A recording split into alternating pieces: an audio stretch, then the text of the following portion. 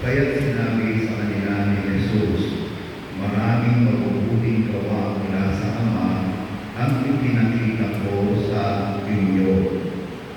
Halimbawa, sa mga ito ang dahilan na ako'y inyong babatuhin, sinagot siya ng mga Hudyo.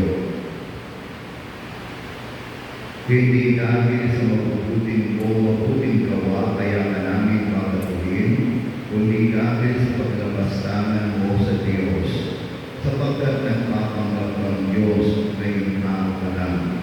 Tumugon si Jesus, hindi ba nasusulat sa inyong kautusan? Sinabi ko, mga Diyos kayo, mga Diyos na ang tawag sa kautusan sa mga taong pinagkatiwalaan ng salita ng Diyos at hindi maaaring kampihan ang sinasabi ng kasulatan. Ako'y hinihiran at sinulo ng Ama. Paano ninyo masasabi ngayon na dinalabastanan ko ang Diyos? Sa sinabi kong ako ang anak ng Diyos. Kung hindi ko ginagawa ang mga pinagkagawa ng aking Ama, huwag ninyo akong paniniwalaan.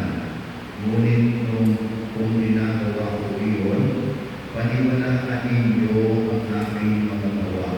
Kung ayaw ninyo akong paniwalaan, sa gayon matitiyak ninyong nasa akin ang Ama at ako'y nasa Kanya. Tinangka na naman nilang siya, ngunit siya'y nakatalilis. Muling pumunta si Jesus sa ibayo ng Jordan, sa buo ng unay pinagbibigagan ni Juan, na nagili siya roon at maraming lumapit sa kanya. Sinabi nila, si Juan ay walang ginawang kapabalaghan, ngunit totoo